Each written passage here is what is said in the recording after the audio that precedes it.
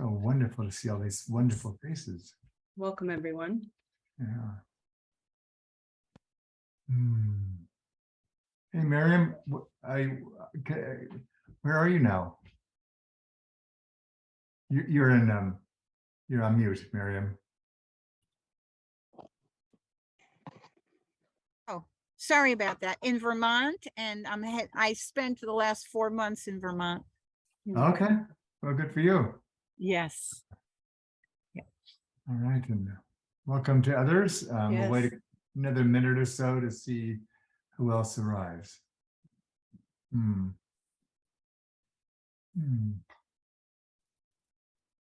Thank you all so much for being here. If you've arrived in this space, you've landed in the Threshold Lab with the Moment Institute. And today is one of our open house sessions. And so we open up the lab on the last Monday of every month so that new members can come in to experience our regular meetups that we have here. And so that's where you've landed today. We'll help orient you a little bit to this space as we move forward. But would like to invite just a one-word check-in from you. Feel free to jump on the mic or add it to the chat if you prefer. But how do you find yourself as you arrive in this space today?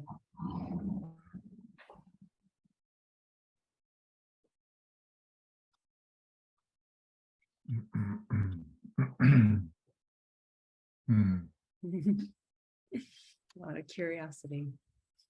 Ross is already breaking the rules by using more than one word. Excellent. You'll find yourself in good company here, Ross. Yes. We don't tend to attract a lot of rule followers. Yeah. Hi, Nicole. Oh.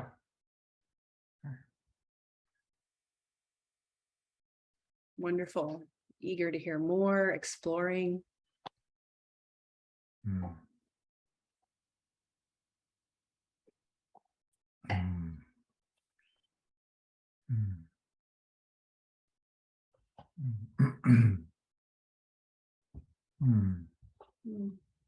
Michelle. All right. Yeah. Well, let me, as the last couple of people are trying to discern how they're doing. Sometimes it's a bit of a challenge these days, but for all of us, I just want to, again, welcome you and just share a bit about what today is, what the lab is, kind of where it came from very briefly. And then Emily will help us all kind of understand more of what you're hoping to find today. So Ross has already led the way by talking about wanting to learn more about NC.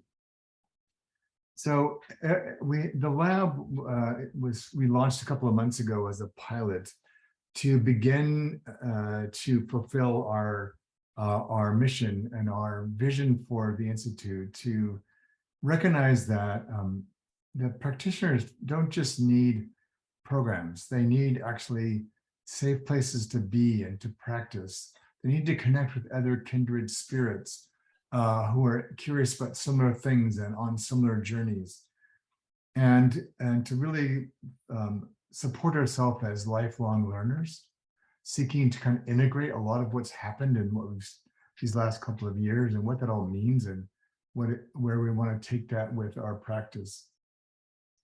So starting in January, the lab will kind of go more full-time, and our programs will be embedded in the lab to give students a chance to talk to graduates, to hear from people that are using the work out in the field, to co-create, to collaborate.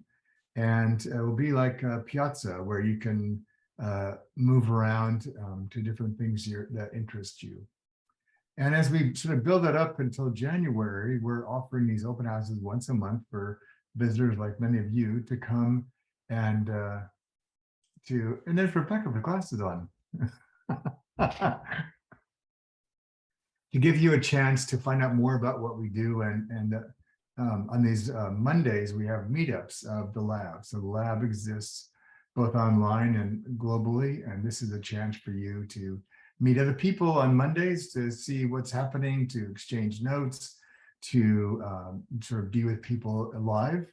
And our purpose for these open houses is to give those of you who are currently with us in some format a chance to learn what else you might do. And for those of you who are brand new to us, to sort of hear more about what we're after and what we're doing and see if that might be of good value to you. One of our principles for the lab and everything we do is we treat you like adults. And part of that means we're going to invite you to guide your own learning, rather than us trying to figure out what you should be learning or what we want you to know. We're going to invite you to discover for yourself, what do you need most right now to support this stage of your journey? And so we can use this time in whatever way is going to be useful for you. You may want to know more about any of our programs. You may want to just sort of be with some others who are asking similar questions. But whatever you need, that's what we're designing these Monday meetups for. This morning, we spent half the group divided into wanting to talk more about narrative coaching. One of the things I took away from that conversation was that people were, most of the people in the group were not actually coaches full time. They were doing other things for which narrative coaching could be really helpful. So one woman was working with a lot of human rights advocates who get kind of burnt out and disconnected in the field and want to have some camaraderie and safety to be with others and use narrative coaching to figure out how to tell their story of what they're doing in their work. The other half this morning was just sort of an open session talking about change and transitions, about what that looks like in the times that we live in. And that was a really powerful session for a couple of people in particular who have unexpectedly and undesirably experienced recent big transitions. So with that, I'm just going to turn this back over to Emily and get us sort of into the process of figuring out what brought this particular group of people here. Thank you so much all for being here. The flow of the lab is such that when we have these member meetups on Monday, there's a hello that happens as we come in and see familiar faces and friends and, kind of an informal check-in. And then a period where, we ask what's on your heart or your mind, or what are you thinking or needing from this space today? Such that the design of the back half of what we do here is responsive to the needs of those who are in the room. These meetups don't have content that's delivered. It's more so geared around wanting to meet the needs of the people who show up and who are in attendance. And so that's what I'd like to invite now in a deeper way. We shared a little bit in the beginning about, just a one-word check-in or how you're arriving, and learned that there's a lot of curious minds with us today. But, I might ask, what are you curious about, or what are you needing a space like this for, such that we can see if there's some commonality and that we might create some breakout rooms that that can help facilitate those conversations in a deeper way. And you're welcome to use the chat box if that works better for you. If you wanted to speak up, you can literally or technically raise your hand so we can call you and find you in the Hollywood squares of the screen here. Yeah, Ross. Yeah, I'll try to be less verbose than my chat. So what I'm really interested in, David, is learning more about narrative coaching, what you've done with it. Okay. I come to this actually only recently become familiar with your work. I have been exploring the relationship of storytelling and story listening and to my coaching, thinking about how to bring those things together. Started down the path of kind of pulling the thread on narrative therapy, thinking about how some of that could be adapted. And that's when I came across the work that you've been doing in the coaching space. And I wanted to learn more about your thinking, your approach, your methods, and so forth. Okay. All right. Thanks. And I see Susan has a similar interest and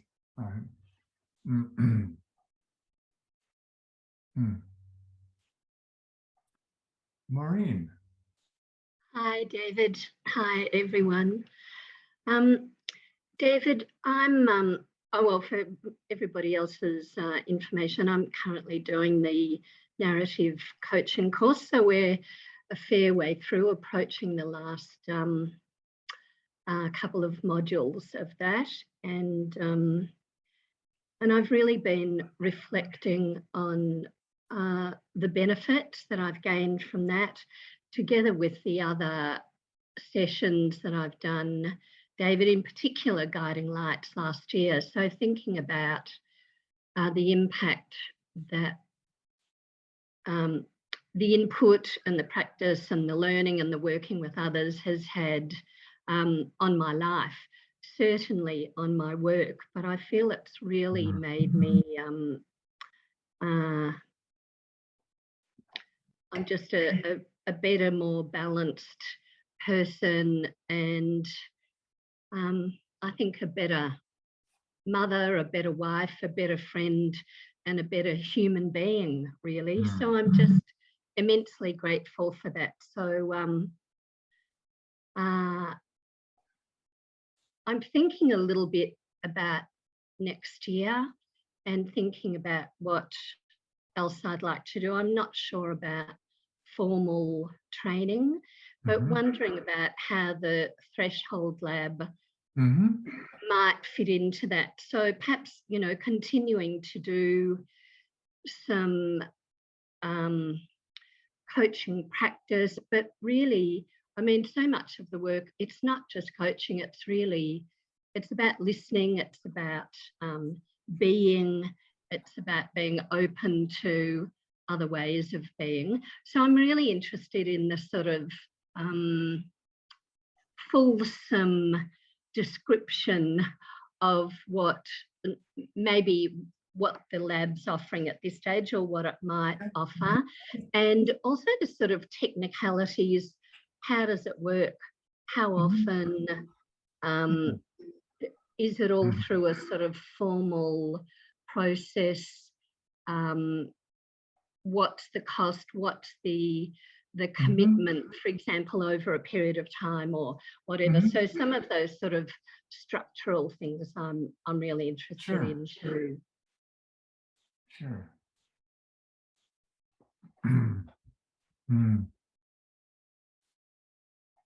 Oh, yeah, there's Lenny.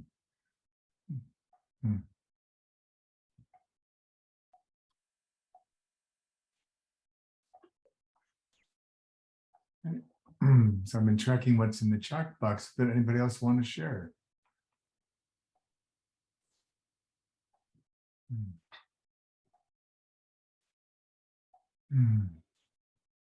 All right. Well, I'm wondering, Emily, if we could just maybe, well, you and I can just share a little bit about the lab itself, and then we can create a narrative coaching group. And I'm wondering if there's another topic or something else that's maybe broader, or different, more personal that you'd like to focus our other breakout room around.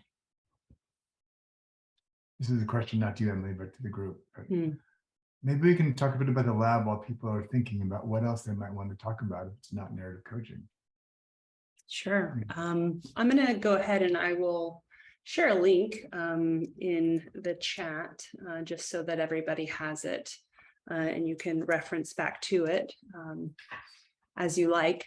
But the lab I like to describe existing in two areas. One is there's an asynchronous environment. It's an online platform, which is our online learning community. And there You have access to a lot of rich conversations. There are forums, places to share resources, and just be in a continuous conversation with all of the members of the lab. So a lot of times there are reflections that come on the outside of these meetup sessions, that the conversation continues in that space, or someone brings up a resource in one of these meetups that then they share in the larger environment in that asynchronous platform.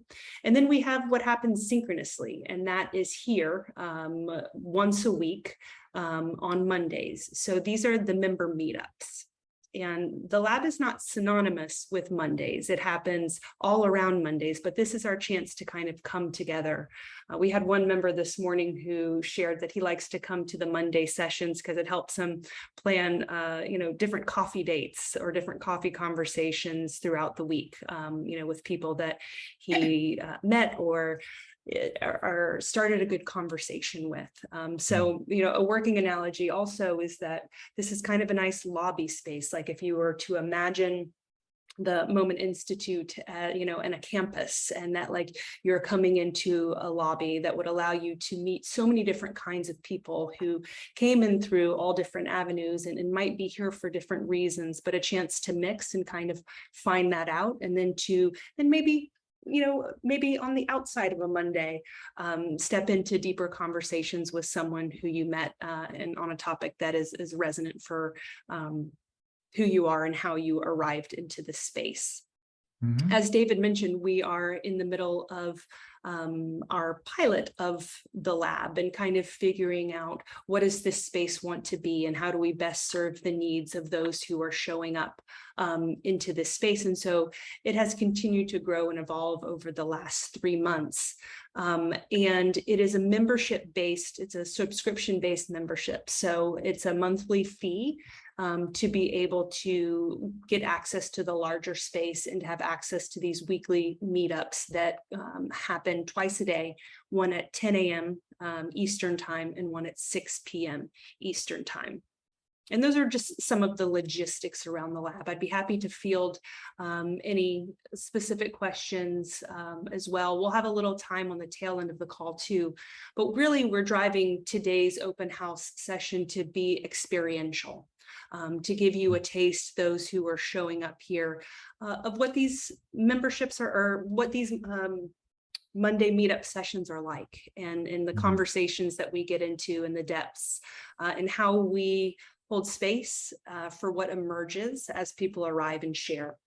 The only thing I'll add, Emily, is maybe I can respond to Maureen's question, about the lab in particular. So as an example of one of the things we will bring to the lab, besides the programs, we're creating a series of opportunities for graduates of previous narrative coaching programs. So we want to be able to create more space for practice. We're going to introduce a supervision program next year. We're going to give us space for sort of advanced, what we would typically think of as master classes on specific topics, some of which will be taught by us, some of which will be co-taught or taught by graduates who have expertise in certain areas, to give those who've already studied or been certified in narrative coaching a chance to come learn more and continue to grow as a practitioner. So Maureen, there will be more for you next year, and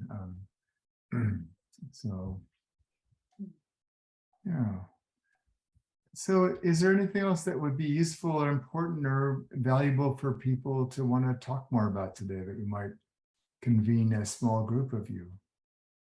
Anything that's sort of been on your mind in your life, or anything that would be valuable for you today?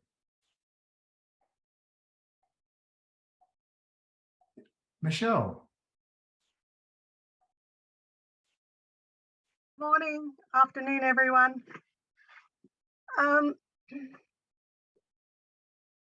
Just a few days ago, I had some pretty bad news, and I've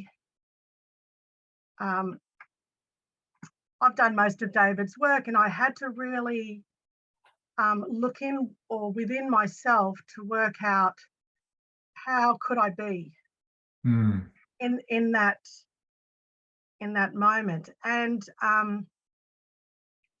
I had the opportunity to cancel a mastermind session, just to let you know, David, or or I had the opportunity to sense within myself what would it be like to hold space for others while they're going through their journey, and also what would that mean to me to pause and hold space for myself when things outside the door aren't as great.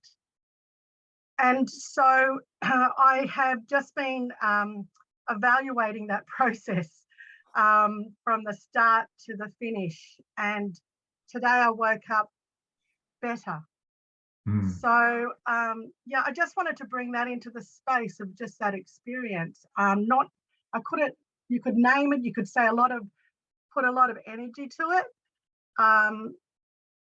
Yet I didn't. I just decided to step into it, step through it, and see what would happen.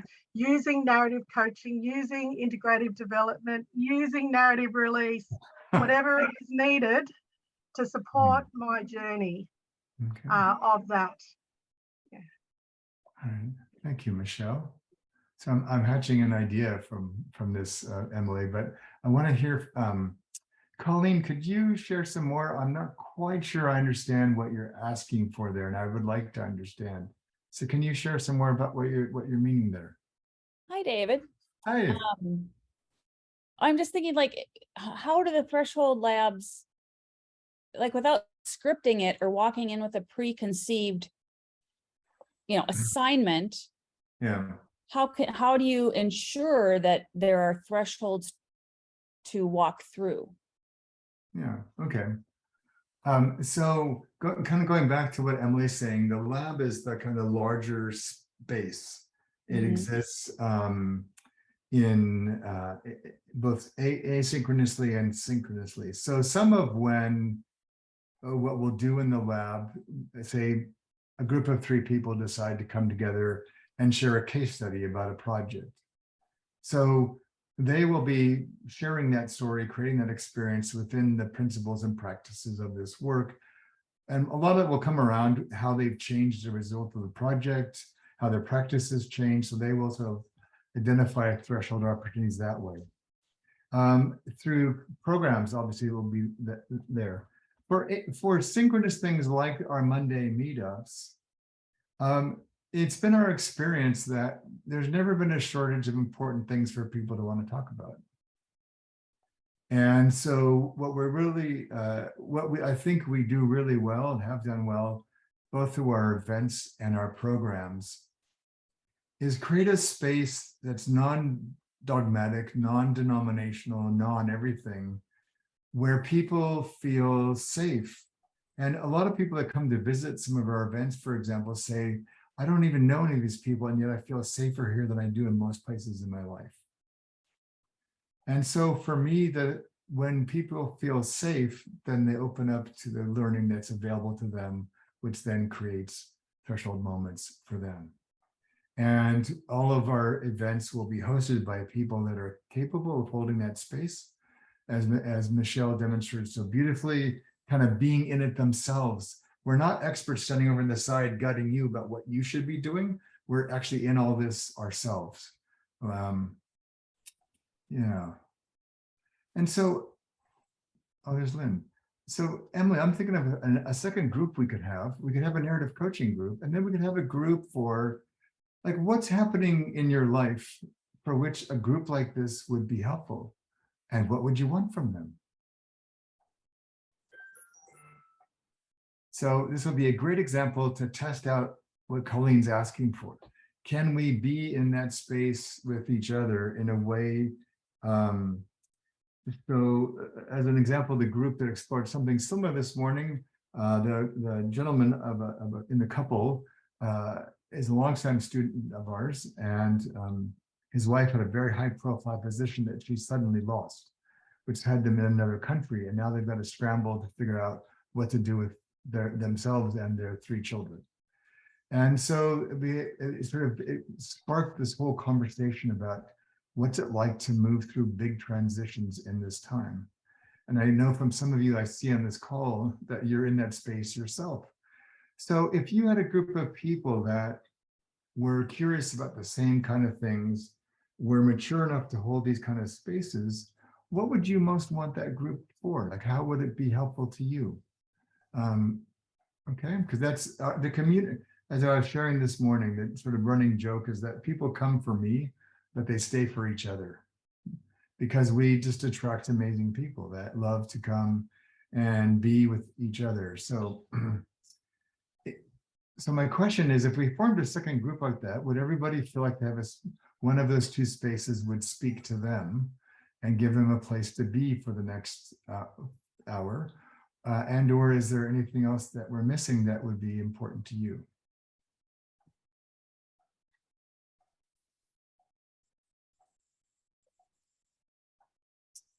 All right. And so Emily, perhaps you could create those 2 rooms. I'll do that. So we will be utilizing the Zoom choose your own breakout room feature.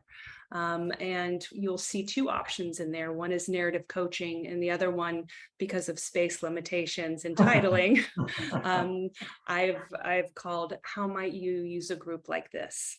And Great. so that is the synthesis of the larger invitation and question that David posed. So if you go ahead and select the breakout room feature on your Zoom toolbar, you should see both of these groups. We will be breaking out for approximately 45 minutes, which will give us enough time to come back and close and answer any additional specific questions about the lab. And if anybody has trouble accessing a breakout or self-selecting, I can certainly assign you there. Welcome back.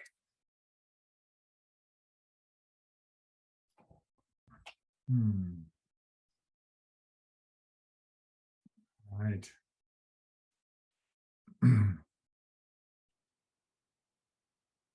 Well, this is just a time for people to kind of share, if they want to, kind of what emerged from them in their small group and anything else that would enable that session to feel complete.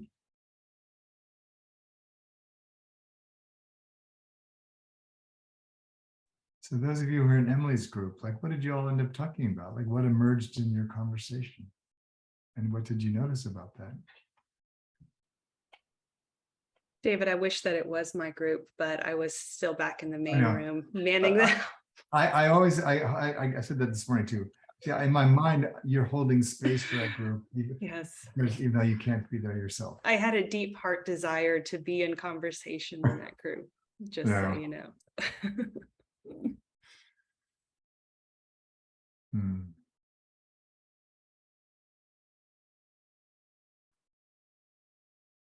And again, you can put things in the chat box if that works better for you, but I'm just really curious if you were in the group that Emily was holding space for, what came up for you?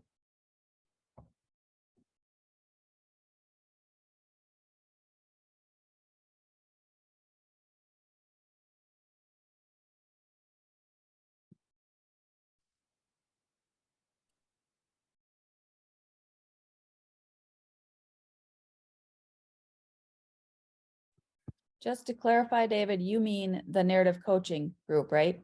No, the other group. I was in the narrative coaching group. Oh, okay. That's the confusion. Okay. At least to me, anyways. Yeah. So the other group, not the fabulous narrative coaching group, but the other fabulous group.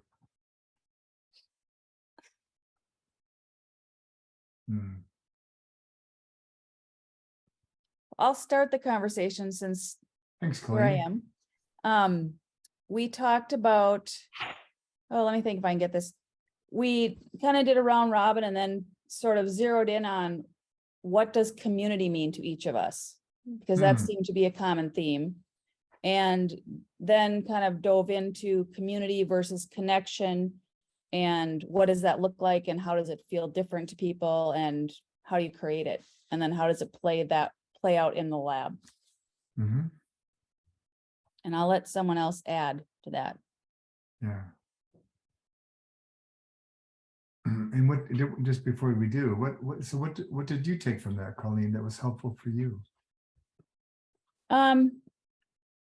I think for me personally, we started with the topic of community, and I'm the one who brought up the point of connection, because when I think of, to me, connection is more than community. So community is a little too broad for me. And Mhm. so I then needed to define it in a more intimate way, Okay. because that to me is what I look for. And so, for example, I reference it because from the ID program, I walked away with a group of 4 other women from around the world, and we've been meeting every week since. Hmm. So to me, that was the community and the connection too. Okay. Thank you.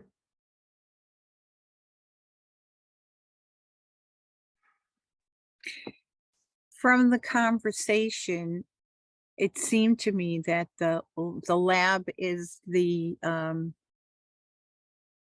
it's the hammock. You can lie on and watch and relax and do some thinking with others as I'm Mhm. looking out of the hammock near my field. Mhm. Yeah, nice. It sounds like a really very inviting community Mhm. with your personality of ease. It's a compliment. It's a compliment. When in doubt, I always take things as compliments. It's just better for my mental health that way. Hmm.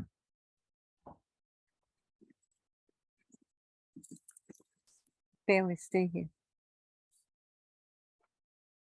How about from others from that group? Anything that stood out for you or meant something for you?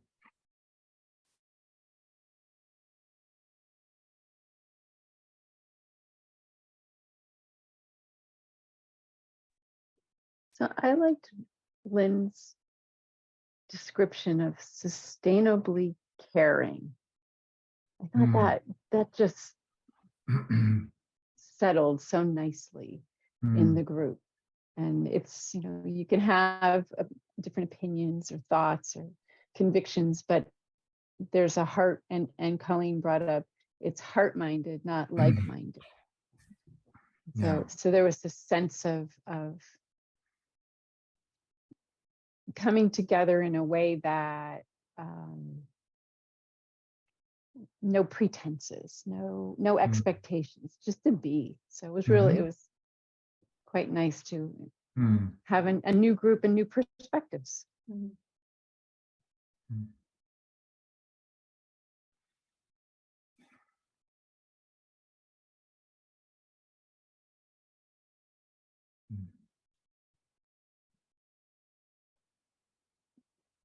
I was thinking, Stephanie, as you were sharing, when I talked to my, he's now long gone, but when I talked to my grandfather, when he was in his 90s, about what was the hardest part for him of being in his 90s. And he said, there's nobody alive that knows the meaning of my stories. And he'd outlived all of his friends, his wife, and so, and I think it's part of, and to your point, Colleen, I think we're trying to sort out who do I want to hang with, and who can I be with over time, like Michelle, so about your news. And so there's some on this call who have tracked that with you for a while, and so I think it's just hugely important around this notion of connections. The aim of all the lab is not to create a gigantic community. The aim of the lab is to make new powerful connections between people and issues and things that we care about, so that there's people alive and with us on the journey who can follow us, and they know the beginning, middle, and end of our story. And they can witness us in that. They can note when we've made progress, right? Wow, I see how. And so like people like Lori and Stephanie who have done, and Michelle, who've done a number of things with us, right? We can witness each other growing as we move through the programs. And I even get that for myself. I can witness myself through the eyes of others, how I've evolved as well. And so for me, it's a lot of what the lab offers is more opportunities to find people to help us that way. Yeah. And how about, I'm going to mix and match a bit. So how about from those who are still with us from the narrative coaching session? What would you like to share in terms of what you took from the session? Yeah, I would like to share, and Okay. that is that what drew me to this work was trusting you, David, and Mhm. knowing that whatever you're putting out into the world is going to be based on a service heartbeat. And so I've reading your book, and then through the work that you've done with Allison with the EQ and learning in action, that's how I've seen how you've put words to this work. And I think this session just really continues to reinforce. My thought was minimalism is what kind of like the theme, but then I think it's actually more, it's like less is more, it's maximalism. It's like operating on all receptors, and especially for those of us who are in love with our brains, to be able to relax and just trust that heart can hold the biggest space for the I, thou. And so it's sacred trust of self and each other in the presence of narrative coaching. I just am so grateful to all that you have crafted and articulated and give. Thank you. David, Yes. this is the hidden voice, Kim Goodman. Oh, yes. I have been in hiding only because I wasn't sure when the open house started whether it was more of a webinar or interactive. So I'm still in my pajamas that I have been working in all day, which is the beauty of working from home, embarrassingly so. So Excellent. that's why I'm hiding, because I don't know that I've looked in the mirror to see even what my hair is doing at the moment. In any case, not to bring I know it's not supposed to be about ego, but clearly it's in full force. I did in our narrative coaching breakout was very excited about the program because as I'm embarking on this career called coaching and went through last year 3-4 months of certified divorce coaching, I've been struggling with the concept of coaching in terms of results and goals and asking people to do things I'm not even really that good at myself. And so I feel what really inspired me was this idea that I think I've been spending so much time reading books and trying to figure out how to ask powerful questions, and learning that there's a method of coaching that is more in alignment with, I think, my own philosophy and psychology, which is it's not about me and the perfect process. It's about my desire and willingness to be present with another human being as they uncover what they already know, but they can't access due to what's happening at any particular time in their life. So I'm very excited to take this journey with you come January. Thank you. Thank you. Yeah, and having been through a divorce myself, I think about how futile most coaches would have been for me at the time, and how ludicrous it would be to have me set goals when it began. So part of why we don't is because the person who's going to enact a new outcome is not the person who's starting coaching. They're going to become somebody else for which that behavior is going to be a natural And so the person who's starting doesn't even know what they need or what it looks like. And so what I found was helpful was when people I was working with help me set, what is your reminder for this particular difficult conversation coming up? What's important to you about that, so that I could be anchored in the conversation. Because so much of what our clients and even ourselves are asked to do, we don't have full control over. And often goals assume we have control that we don't have. And so I'm much rather helping people stay present to what is unfolding and what's important about how they move through that space. So yeah, so we look forward to having you with us in January. So maybe one more comment, and then I'll turn it back over to Emily to bring this to a close. Hey, David, one of the things I just wanted to mention is that I got a clearer understanding about goals and where they fit in and where they don't than I have had before. And I think, as sometimes happens in life, it's kind of synchronistic, because I was viewing another site on a different topic yesterday, and the person made the same kind of comments, because basically what he said was that it's not about not having any goals, but not to focus on goals. Mm-hmm.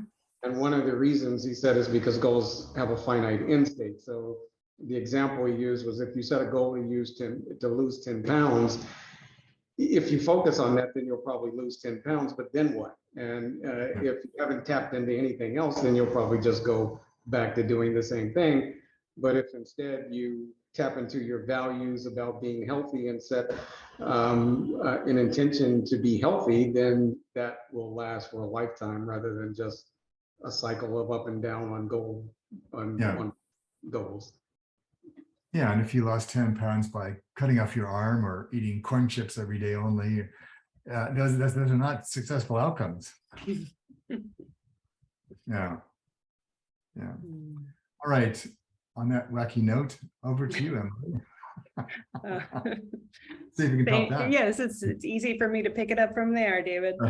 I just want to thank everybody for coming out to the Threshold Lab open house today, and for our members for such a warm welcome and continuing the conversation about the possibilities for this space in an ongoing capacity.